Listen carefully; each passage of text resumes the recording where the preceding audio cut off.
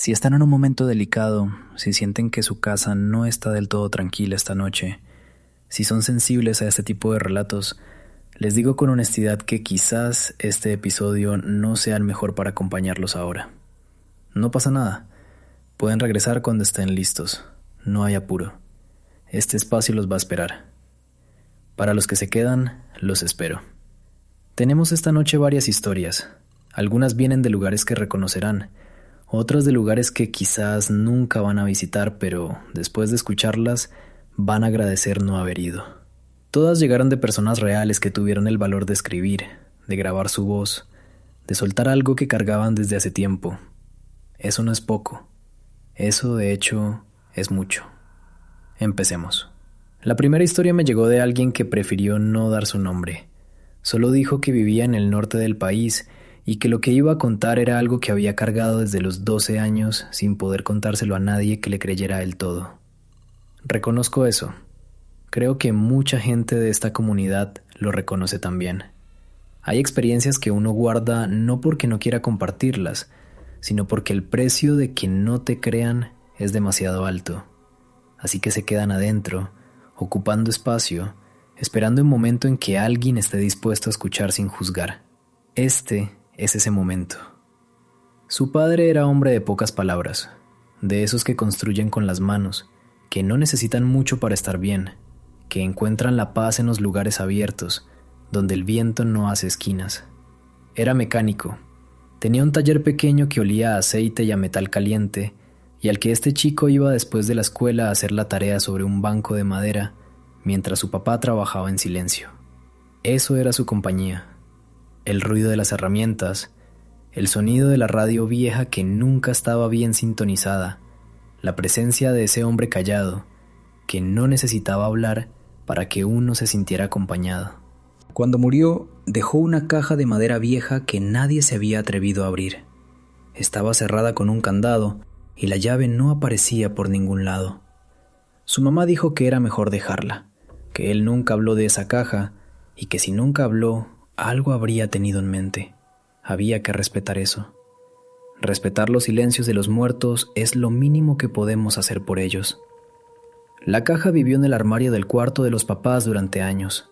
Luego pasó al cuarto de los trastos, luego al garage, y allí se quedó, cubierta de polvo y de ese silencio que tienen las cosas que nadie quiere recordar, pero tampoco puede tirar. Porque tirarla habría sido como tirar algo de él, y uno no hace eso. El año en que este chico cumplió 12, su mamá decidió que ya era tiempo de limpiar el garage. Esa es la clase de decisión que en las familias parece pequeña y resulta ser todo lo contrario. Sacaron cachivaches, cajas de ropa, herramientas oxidadas, juguetes sin dueño, revistas viejas que nadie volvería a leer, y al fondo, detrás de todo, la caja de su papá. Esa tarde su mamá intentó forzar el candado con un desarmador. No lo logró. Llamó a un vecino que tenía herramientas. Entre los dos la abrieron. Adentro había cosas sencillas. Una foto en blanco y negro de un hombre mayor al que ninguno de los dos reconoció. Un rosario de madera con una cuenta rota. Un papel doblado varias veces con una escritura que ya no era del todo legible, como si la tinta hubiera peleado con los años y hubiera perdido. Algunas monedas antiguas, una navaja pequeña con el mango de hueso. Y debajo de todo eso, un dibujo hecho a lápiz sobre una hoja cuadriculada de las que se usan en la escuela primaria. El dibujo mostraba una casa. Afuera de la casa, parada junto a lo que parecía un pozo, había una figura. No era un dibujo de niño cualquiera. Tenía cierto detalle, cierta intención. Las manos estaban bien dibujadas, el pelo largo caído sobre la cara, y aunque el rostro no tenía facciones claras, había algo en la postura de esa figura que lo incomodó desde el primer momento. Estaba de espaldas a la casa, pero vuelta hacia el que miraba el dibujo, como si supiera que alguien la iba a encontrar, como si hubiera estado esperando, doblada en 4 dentro de esa caja oscura, todos esos años. Su mamá lo vio y dijo que no sabía de qué era eso, que tal vez era algo que su papá había guardado de niño sin ningún significado especial. Lo dobló de nuevo y lo metió a una bolsa de basura sin darle más vueltas. Esa es la diferencia entre las madres y los hijos de 12 años. Las madres deciden seguir. Los hijos de 12 años no pueden dejar de mirar. Esa misma noche él no pudo dormir. No fue por ruidos, no fue por nada que pudiera explicar con claridad. Fue por una sensación, esa que solo conocen los que la han vivido, de que alguien está parado en algún rincón del cuarto esperando a que uno abra los ojos. No una presencia amenazante necesariamente, solo una presencia. Algo que está y que sabe que uno sabe que está. No abrió los ojos. Se quedó quieto con la sábana hasta la barbilla hasta que llegó la mañana. A los 2 días buscó la bolsa de basura. Ya se la habían llevado. Lo que vino después lo contó con esa calma particular de quien ya procesó el miedo pero aún siente el residuo. Empezó a ver a la figura del dibujo. No de golpe, no de manera dramática. La veía de reojo. Al final del pasillo cuando salía del baño en la madrugada. En el reflejo del vidrio de la ventana de la cocina cuando lavaba los trastes después de cenar. Afuera de la ventana de su cuarto, parada en el jardín, sin moverse, en noches en las que él se levantaba con sed y se asomaba sin pensar. Siempre de espaldas, siempre con el pelo caído, siempre vuelta hacia él en el último segundo antes de que la mirara de frente, cuando ya no había nada. Su mamá nunca la vio. Él nunca le dijo. Había algo en esa figura que no generaba el pánico agudo de una aparición clásica. Era más bien una inquietud sostenida. Como vivir como una pregunta que nadie puede responder. Como saber que algo está pasando y no tener ningún adulto al que contárselo sin que piense que estás mal de la cabeza. Pasaron varios meses así. La figura fue apareciendo con menos frecuencia, como si se fuera alejando poco a poco. Como si hubiera tenido un propósito que lentamente se iba cumpliendo o abandonando, no quedaba claro cuál de las dos. Hasta que una tarde, sin ningún anuncio, sin ningún suceso que lo marcara, simplemente dejó de aparecer. No sabe por qué. Lo que sí sabe es que algunos años después, revisando papeles viejos de su padre en una caja distinta que encontró entre las cosas de su abuela materna, halló una carta sin terminar. Su padre la había empezado a escribir sin fecha y la había dejado a medias, como si no hubiera encontrado las palabras para continuar, o como si hubiera decidido que algunas cosas es mejor no ponerlas en papel. Decía, entre otras cosas, que de niño él también había visto algo en el patio de la casa de su abuelo. Una mujer parada junto al pozo que nunca le habló, pero que lo miraba siempre que él salía solo, y que en algún momento dejó de aparecer, igual que así, sin razón aparente, y que nunca había sabido si eso era una advertencia, una presencia que simplemente existía en ese lugar, o algo que había decidido, por razones propias, dejarlo en paz. La carta no tenía final. Él tampoco supo qué pensar. Guardó la carta y no volvió a sacarla. Pero me dijo algo al final de su mensaje que no puedo dejar de pensar. Me dijo que lo más perturbador de todo no fue la figura. Fue darse cuenta de que su padre también la había visto. De que su padre cargó eso toda su vida sin decirle nada. Y que quizás el candado de esa caja no era para guardar cosas, sino para guardar silencio. No sé si eso es lo correcto. No sé si el silencio protege o solo pospone. Pero entiendo por qué ese hombre eligió callar. A veces uno no habla para no cargarle a los demás lo que ya se aprendió a cargar solo. Antes de continuar quiero detenerme aquí, porque esta primera historia me dejó pensando en algo que no mencioné cuando la leí por primera vez. Me preguntaba, ¿cuántas cajas existen en cuántas casas? No me refiero a cajas de madera con candado, me refiero a esas conversaciones que nunca ocurrieron, a esas noches que cada persona procesó sola en su cuarto, convencida de que nadie le creería. ¿Cuántos padres cargaron algo que no le pasaron a sus hijos no por descuido, sino por una especie de protección que al final resultó ser también una forma de soledad? Me pregunto si hay familias enteras así, generaciones enteras que vieron lo mismo y callaron lo mismo y murieron sin saber que el de al lado también lo había vivido. Eso me parece más perturbador que cualquier figura junto a cualquier pozo. Ahora sí, seguimos. La segunda historia me llegó hace 2 semanas de una mujer que firma como Luciana. Vive en Oaxaca, aunque la historia no ocurrió allí. Ocurrió en un pueblo de Veracruz al que fue de niña, una sola vez, y al que juró no volver. No por miedo exactamente, más bien porque hay lugares que uno sabe, sin que nadie se lo explique, que no son para uno, que lo toleran pero no lo quieren, que permiten la visita pero no la estadía. Luciana tenía 9 años cuando su familia fue a visitar a unos parientes lejanos que vivían en un ejido pequeño, de esos que no aparecen en los mapas recientes y que uno llega a ellos más por instrucciones de palabra que por señales en la carretera. Gira aquí, pasa el cerro. Cuando veas el mezquite partido por el rayo, ya estás llegando. Esas indicaciones. La casa de los parientes era grande para lo que había alrededor. Tenía un corredor largo con macetas de barro y un patio trasero con gallinas, y un perro que no paraba de ladrar desde que llegaron. Luciana pensó que el perro les ladraba a ellos, a los visitantes, a los desconocidos. Pero su prima, que vivía ahí y tenía su misma edad, le dijo en voz baja que no, que el perro siempre ladraba así, que llevaba semanas así, que ladraba hacia la milpa, hacia el fondo, hacia algo que nadie veía, pero que el perro sí. Esa noche pusieron a las niñas a dormir juntas en un cuarto que daba al patio trasero.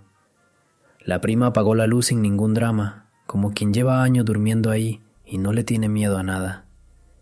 Luciana tardó más. Miraba el techo, escuchaba al perro. Se decía que era solo un animal y que los animales siempre encuentran algo a que ladrar. Fue en algún momento de la madrugada cuando se despertó sin saber por qué. No había ruido. El perro había callado, y eso, en ese contexto, era peor que si siguiera ladrando. La habitación estaba oscura, pero la ventana dejaba pasar algo de luz de luna, suficiente para ver la silueta de los muebles, el bulto dormido de su prima bajo las cobijas, y suficiente para ver que afuera, en el patio, había algo. Era una figura, alta, inmóvil, parada justo al centro del patio, mirando hacia la ventana. No podía verle el rostro desde donde estaba, solo la forma, la quietud de algo que no respira de la misma manera que uno. Luciana dice que lo primero que sintió no fue miedo, fue una especie de parálisis del pensamiento, como si el cerebro se negara a procesar lo que los ojos estaban viendo y simplemente se detuviera, en blanco, esperando instrucciones que no llegaban. Después vino el miedo. Se metió debajo de las cobijas, se quedó quieta. No despertó a su prima porque algún instinto le dijo que hacer ruido era lo peor que podía hacer en ese momento. Se quedó así, sin moverse, sin respirar de manera normal, hasta que el sueño la venció sin que se diera cuenta. A la mañana siguiente el patio estaba igual que siempre. Las gallinas picoteaban el suelo, el perro dormía en su rincón. No había ninguna huella extraña en la tierra, aunque Luciana buscó con disimulo. Le preguntó a su prima si alguna vez había visto algo en el patio de noche. La prima la miró un momento, como midiendo cuánto decir. Le dijo que sí, que en el pueblo decían que había algo que caminaba por los patios de las casas en la madrugada, que no hacía daño, que solo miraba, que la gente de ahí ya estaba acostumbrada y que lo importante era no mirarlo de frente, no durante mucho tiempo porque, según decían los viejos, si uno se quedaba mirándolo demasiado, empezaba a sentir que quería seguirlo. Luciana no le preguntó a dónde llevaba, no quiso saber. Se fueron al día siguiente. En el camino de vuelta estuvo callada todo el trayecto, mirando por la ventana los campos que se iban quedando atrás. Su mamá le preguntó si le había gustado el pueblo. Ella dijo que sí. No era del todo mentira. Había algo en ese lugar que era hermoso y terrible al mismo tiempo. Esa mezcla que solo tienen los sitios donde la tierra tiene memoria y no la ha olvidado. Nunca volvió. A veces piensa en su prima, que sigue viviendo ahí, que duerme cada noche con esa ventana dando al patio, y no sabe si sentir lástima o admiración. Quizás son lo mismo en ciertos casos, pero la historia de Luciana no terminó ahí, porque ella me escribió de nuevo una semana después para agregar algo que no había incluido en su primer mensaje. Dijo que lo había pensado mucho antes de mandarlo, que no sabía si era relevante o si era simplemente su mente buscando conexiones donde no las había, pero que le parecía importante contarlo. Dijo que 2 años después de ese viaje, cuando tenía 11 años, su familia recibió la visita de unos familiares de ese mismo pueblo de Veracruz. Entre ellos venía su prima. Era la primera vez que la veía desde aquella noche. Al principio todo fue como debería ser. Las familias reunidas, la comida, la conversación de los adultos que uno escucha sin escuchar de verdad. Pero en algún momento, Luciana y su prima quedaron solas en el cuarto y Luciano le preguntó por fin lo que había querido preguntar desde aquella mañana. Le preguntó si ella alguna vez había seguido la figura. Su prima no respondió de inmediato. Se quedó mirando la pared un momento, luego dijo que sí, una sola vez, que había sido de noche, que tenía 7 años, que se había despertado y la había visto en el patio como siempre, y que sin saber muy bien por qué, algo dentro de ella quiso saber a dónde iba, que salía al patio descalza y que la siguió hasta el borde de la milpa, y entonces dijo que ya no recordaba qué pasó después, que lo siguiente que supo fue que estaba despertando en su cama la mañana siguiente sin saber cómo había llegado ahí, que su mamá le preguntó si estaba bien porque había dormido mucho, y que en el piso de su cuarto había barro seco en los pies, del tipo que solo había junto al río que quedaba a más de 1 kilómetro de la casa. Luciana no supo qué responderle. Su prima sonrió como si fuera un recuerdo gracioso y cambió el tema. Nunca más volvieron a hablar de eso. Luciana me dijo que todavía piensa en los pies llenos de barro, que todavía se pregunta a dónde fue su prima esa noche, aunque no tiene un río cerca de memoria que explique ese barro, que todavía se alegra de no haber preguntado a dónde llevaba la figura. Yo también. Vamos a tomar un momento de pausa. Cuando volvamos, les tengo 3 historias más.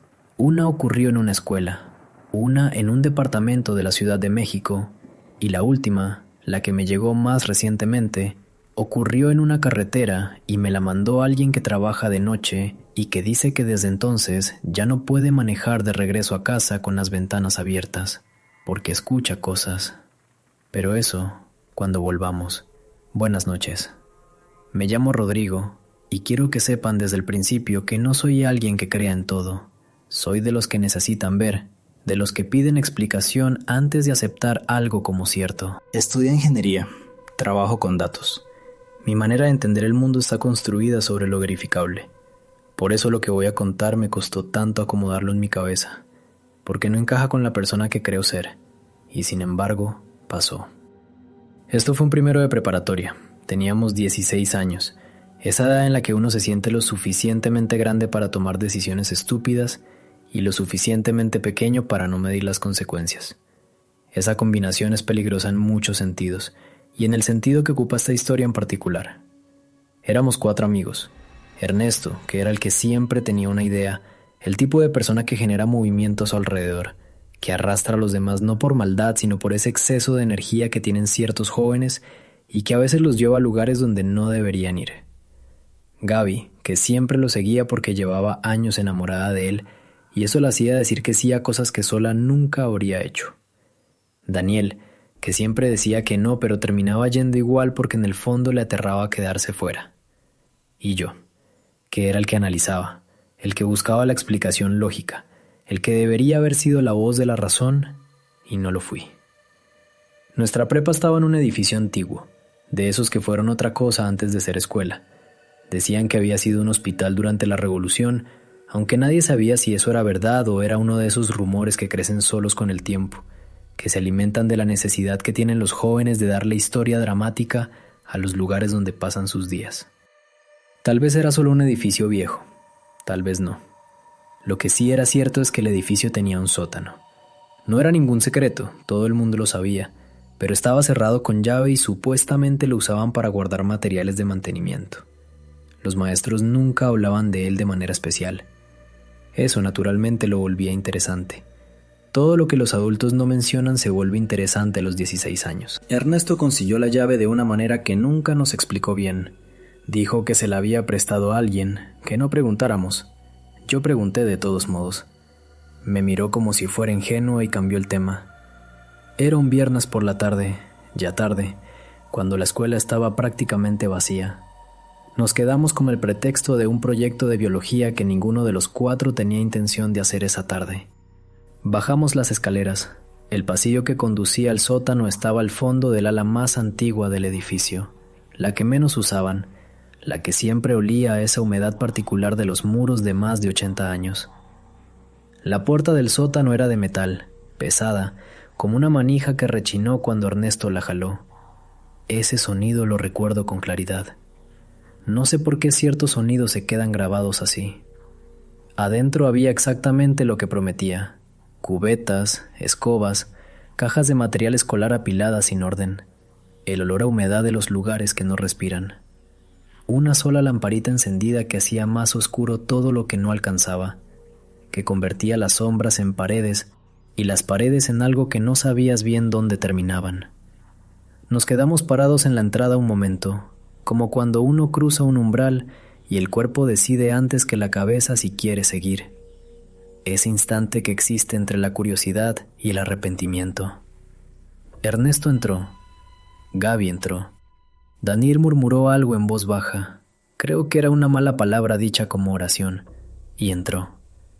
Yo entré. Era un cuarto mediano, con techos bajos y tuberías que corrían a lo largo de las paredes pintadas de verde hospital. Ese verde que ya casi no existe en los lugares nuevos, pero que aún sobrevive en los viejos. Al fondo había otra puerta, más pequeña, que no estaba en ningún plano imaginario de ese lugar. Ernesto la empujó. Estaba abierta.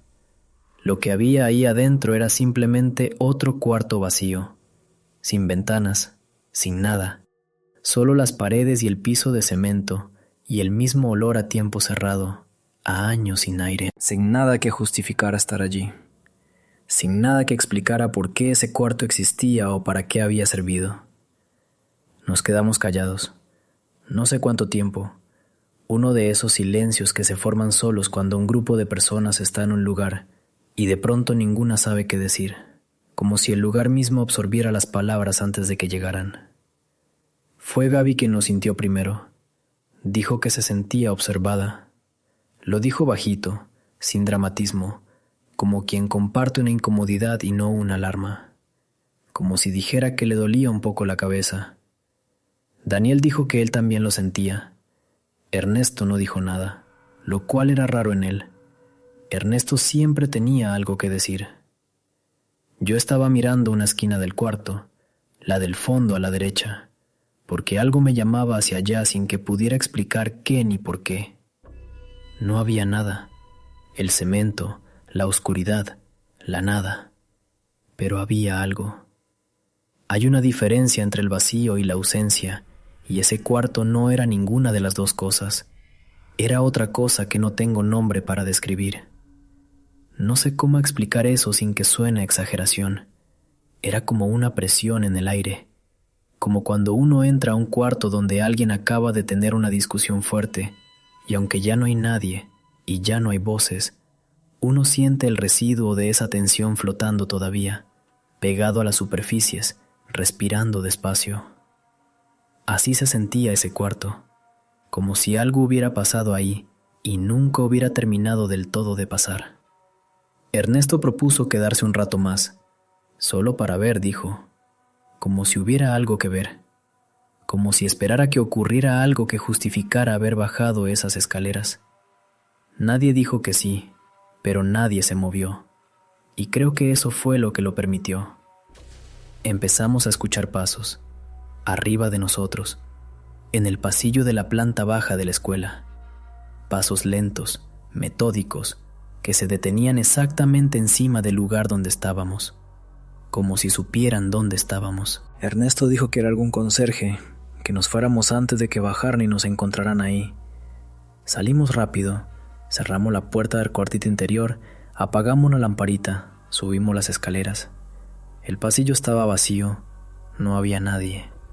Revisamos, recorrimos la planta baja entera, hasta los baños, hasta el fondo del corredor que daba al patio, absolutamente vacío. La escuela estaba sola con nosotros y algo más que no podíamos ver. Volvimos al día siguiente con la excusa de recoger un cuaderno olvidado. Ernesto quería bajar de nuevo. Yo dije que no iba. Daniel dijo que no iba. Gaby dijo que tampoco. Ernesto bajó solo. Volvió en menos de 2 minutos con la cara de un color que no supe cómo interpretar. La puerta del sótano estaba abierta.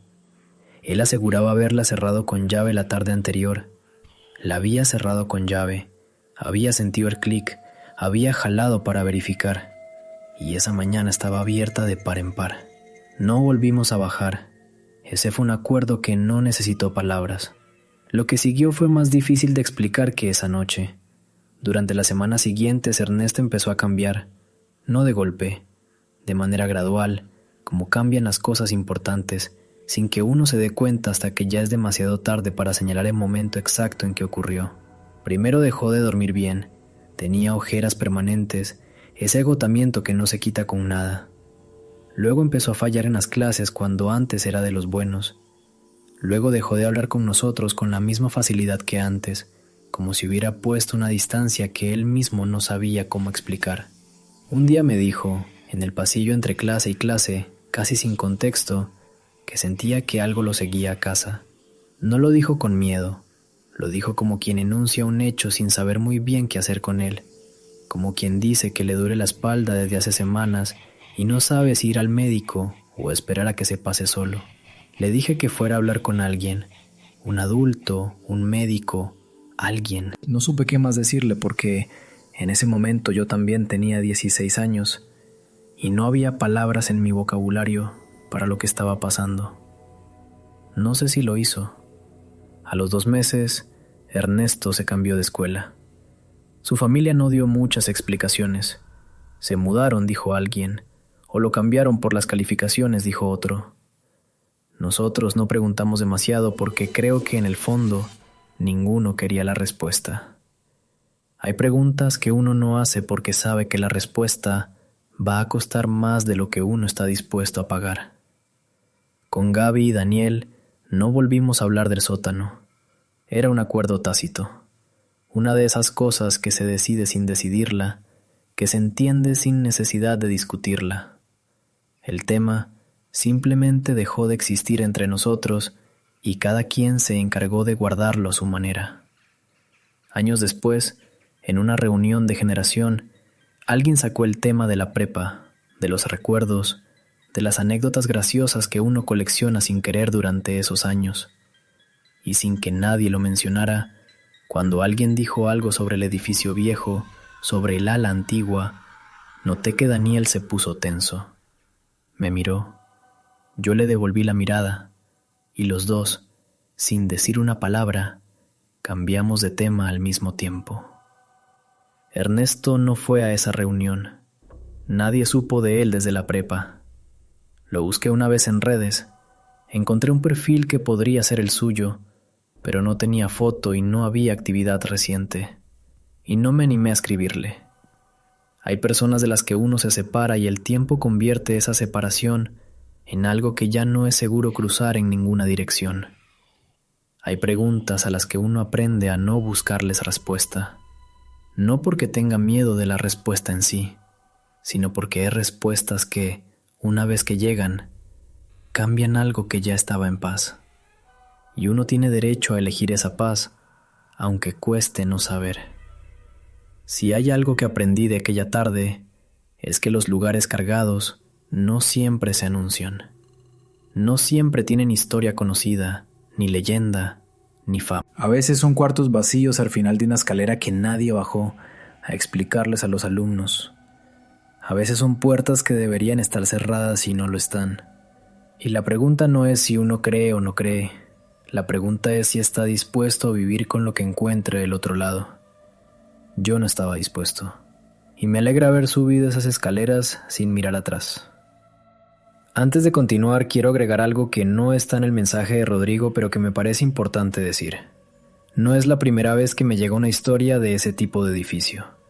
Edificios que fueron hospitales o que la gente dice que fueron hospitales. Edificios que tienen sótanos que nadie explica.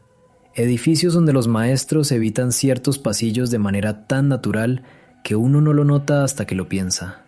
Me han llegado al menos 5 relatos con esa misma arquitectura de fondo, y no todos ocurrieron en la misma ciudad. Y en ninguno de esos relatos la persona que bajó al sótano salió igual que entró. No digo que los edificios viejos sean peligrosos. Digo que hay una razón por la que los lugares con historia acumulan algo, que no toda la carga que carga un lugar es invisible.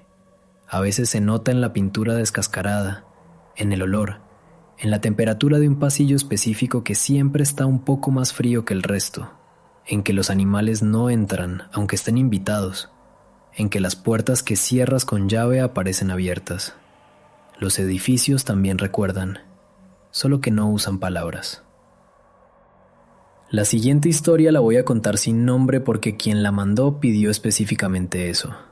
Solo firmó con sus iniciales y dijo que si alguien de su familia escuchaba esto y la reconocía, que lo entendieran, que no lo hacía para alarmar a nadie, que lo hacía porque guardarlo estaba empezando a pesarle demasiado. Esto ocurrió hace algunos años en la Ciudad de México, en un departamento de una colonia que mucha gente conoce, de esas colonias que tienen árbol en las banquetas y edificios de los años 50 con portones pesados y elevadores que tardan demasiado. Quien escribe vivía solo por primera vez. Tenía 20 y tantos años, acababa de conseguir un trabajo estable y ese departamento era la primera cosa verdaderamente suya. Pequeño, con la cocina pegada a la sala y una sola ventana que daba a un patio interior, pero suyo. Ese orgullo particular de la primera vez que uno paga su propia renta y cierra la puerta y siente que el espacio le pertenece. Los primeros meses fueron normales. Se acostumbró a los ruidos del edificio, a los pasos del vecino de arriba que parecía no dormir nunca, al sonido del elevador subiendo y bajando a horas impredecibles. Los edificios viejos tienen su propio lenguaje y uno aprende a hablarlo. Lo primero que notó fue algo pequeño. Su gato, que era un animal de costumbres muy definidas, empezó a comportarse distinto. Se quedaba mirando el pasillo que iba del baño a la recámara, no con la atención curiosa que tienen los gatos cuando detectan un insecto o un ruido. Era otra cosa. Era esa quietud que tienen los animales cuando están calibrando algo que sus sentidos captan y los nuestros no. Luego empezaron las noches. No eran pesadillas, eran interrupciones. Se despertaba a horas extrañas sin ningún estímulo que lo explicara. Las 3:15, las 3:20, siempre alrededor de la misma hora, como si algo lo llamara en ese intervalo específico. Se despertaba y el cuarto estaba igual, el gato a los pies de la cama, el silencio de la madrugada urbana, que no es silencio sino una capa de ruidos bajos que se cancelan entre sí, y una sensación. La sensación de que hace un momento no estaba solo. No la de que hay alguien en el cuarto ahora, sino la de que hubo alguien y se fue justo antes de que uno abriera los ojos. Esa fracción de segundo donde algo termina. Esto duró varias semanas. Él lo atribuyó al estrés del trabajo nuevo, al cambio de rutina, a que vivir solo tiene sus propios procesos de adaptación que nadie te explica del todo. Eran explicaciones razonables. Las usó hasta que dejaron de alcanzar. Una noche se despertó y el gato no estaba en la cama. Lo encontró en el pasillo, sentado frente a la puerta del baño, con esa postura completamente quieta que ya le era familiar. La puerta del baño estaba entreabierta. Él no recordaba haberla dejado así. Siempre la cerraba por costumbre. La empujó. El baño estaba vacío. El mismo azulejo blanco, el espejo pequeño, la regadera con la cortina corrida. Corrió la cortina. No había nada. Se rió de sí mismo, agarró al gato, volvió a la cama. Pero no pudo dormir.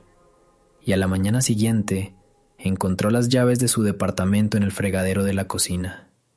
Él tenía un gancho junto a la puerta de entrada donde las colgaba siempre. Siempre. Era un hábito tan automático que no recordaba el momento en que las colgaba. Simplemente lo hacía. No había ninguna explicación para que estuvieran en el fregadero. Llamó a un amigo. Le contó todo. El amigo le dijo que buscara si el departamento tenía historia, si había habido algo ahí antes. Esa clase de consejo que uno da cuando no sabe qué otro consejo dar. Habló con la encargada del edificio, una señora mayor que llevaba décadas ahí. Le preguntó con cuidado si sabía algo del departamento, si había habido algún problema antes. La señora lo miró un momento. Le preguntó cuál era. Él le dijo el número. Ella dijo que en ese departamento había vivido, muchos años atrás, una mujer mayor que no tenía familia, que cuando murió tardaron varios días en darse cuenta, que la encontraron adentro, y que la mujer, según le habían contado los que la conocieron, tenía la costumbre de dejar las llaves en el fregadero porque decía que así siempre sabía dónde estaban. Él no dijo nada. La señora le preguntó si todo estaba bien con el departamento. Él dijo que sí, que gracias. Se fue al día siguiente a casa de sus papás con el gato y una maleta. Les dijo que el trabajo le había dado unos días libres y que quería verlos. Nunca les contó lo demás. A los 2 meses encontró otro departamento, nuevo, en un edificio de los años 90, sin historia que nadie pudiera contarle. El gato volvió a dormir en la cama sin interrupciones. Él tardó más. Hay lugares donde alguien vivió tanto tiempo que algo de esa persona se queda pegado a las superficies, a los hábitos de ese espacio, a la manera en que la luz entra por la ventana a cierta hora. Yo no sé cómo llamar a eso. No sé si es lo mismo que lo que llamamos fantasma, pero sé que en esa historia lo que más me perturbó no fue ninguno de los eventos. Fue la imagen de una mujer que vivió sola tanto tiempo que incluso en la manera de dejar sus llaves había un sistema, un orden, una rutina que nadie conoció mientras ella vivía y que esa rutina sobrevivió. Hay algo en eso que no es terror exactamente, es algo más parecido a la tristeza. Una mujer que murió sin que nadie se diera cuenta de inmediato. Una mujer cuyo único rastro que quedó fue el lugar donde dejaba sus llaves. Y que ese gesto tan pequeño, tan doméstico, tan absolutamente humano, fue lo que siguió existiendo después de ella. No sé si eso es un fantasma, pero sí sé que es una forma de no haberse ido del todo. La última historia de esta noche me llegó hace 10 días. La mandó alguien que trabaja de noche. No me dijo en qué, solo que su turno termina a las 3 de la mañana y que el camino de regreso a su casa son 40 minutos por una carretera que en el día es perfectamente ordinaria y que de noche, desde aquella vez, ya no lo es. Dice que ocurrió hace unos 4 meses.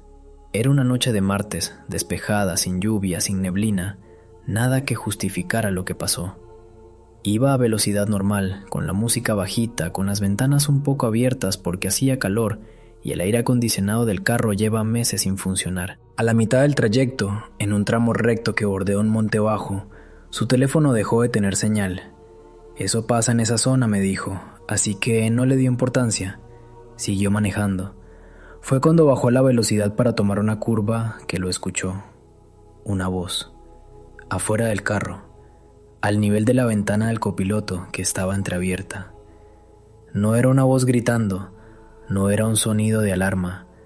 Era una voz hablando en tono normal, como si estuviera teniendo una conversación, como si alguien caminara junto al carro y hablara consigo mismo o con alguien que no estaba ahí. Una voz de hombre le pareció, aunque no estaba seguro. Las palabras no eran claras. El volumen sí. Estaba a 30 centímetros de su ventana abierta. Aceleró. No miró hacia el copiloto. No quiso saber si había algo ahí. Aceleró y siguió acelerando hasta que la carretera salió del monte y llegó al tramo que ya tiene casas a los lados y faroles encendidos. Llegó a su casa. Entró. No durmió bien esa noche. Lo que me dijo al final de su mensaje es lo que no puedo sacarme de la cabeza. Me dijo que lo más raro no fue la voz.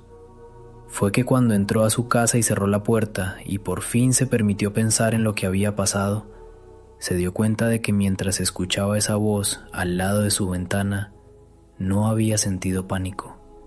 Había sentido algo mucho más extraño. Había sentido el impulso de girar la cabeza y responder. Como si alguna parte de él reconociera ese sonido. Como si alguna parte suya quisiera entrar a esa conversación que no entendía, pero que de alguna manera, en algún nivel que no tiene explicación racional, le resultaba familiar. No giró la cabeza y no sabe qué habría pasado si lo hubiera hecho. Desde entonces maneja con las ventanas cerradas. Le da calor, no le importa. Me preguntó si alguien más había mandado algo parecido, si había escuchado algo así antes. Le dije que sí, que no era el primero, que la carretera de noche tiene sus propias reglas, y que hay cosas que saben que uno está solo en un tramo largo y que aprovechan eso. Le dije que hizo bien en no girar la cabeza. Le dije que hizo bien en acelerar. Y le dije lo que le digo a todos los que mandan estas historias al final, cuando ya soltaron lo que cargaban y el peso es un poco más liviano, que no están solos con esto, que hay otros, que este espacio existe precisamente para eso. Comunidad, llegamos al final de este episodio. Tenemos 5 historias esta noche, cada una con su propio peso. Una caja cerrada con candado y el silencio de 2 generaciones. Un patio de madrugada en un ejido de Veracruz y los pies de una niña llenos de barro junto a un río que quedaba muy lejos. Un sótano de preparatoria con una puerta que no debería estar abierta y un joven al que nunca volvimos a ver. Un departamento en la Ciudad de México y las llaves de una mujer que nadie extrañó a tiempo. Una voz al lado de una ventana abierta en una carretera de madrugada y el impulso de responder que alguien tuvo la sensación de suprimir. 5 maneras distintas de encontrarse con lo que existe más allá de lo que podemos explicar. 5 personas que tuvieran el valor de contarlo. Gracias por quedarse. Gracias por escuchar con la seriedad que estas historias merecen. Las personas que las comparten lo hacen porque necesitan que alguien más las sostenga, aunque sea desde la distancia, aunque sea a través de un dispositivo en la oscuridad de una habitación que ustedes conocen y que hoy se siente un poco diferente. Eso es lo que construimos aquí, noche a noche. Un espacio donde lo inexplicable puede nombrarse sin vergüenza, donde el miedo puede decirse en voz alta sin que nadie se ría, donde las personas que vivieron algo que no tienen manera de probar encuentran, al menos, que hay otros que les creen. Cuídense, cuiden los lugares donde entran. Cuiden las preguntas que hacen en voz alta cuando no están seguros de querer la respuesta. Y si esta noche sienten algo raro, algo que no encaja, algo que no debería estar ahí, no le den permiso, no abran esa puerta, no bajen esas escaleras, no se queden mirando demasiado tiempo hacia donde no hay nada, porque a veces la nada nos está mirando de vuelta. Y porque hay cosas que necesitan exactamente eso para cruzar. Solo permiso. Solo que alguien se quede cuando debería irse. Solo que alguien abra los ojos cuando algo le dice que los mantenga cerrados. Solo que alguien gire la cabeza hacia una voz que no debería estar ahí. No lo hagan. Cierren la ventana. Suban las escaleras. Guarden la carta. Dejen las llaves en el gancho. Y si algo esta noche los llama desde afuera, desde el pasillo, desde el fondo de un patio que debería estar vacío, no respondan. Hasta la próxima noche.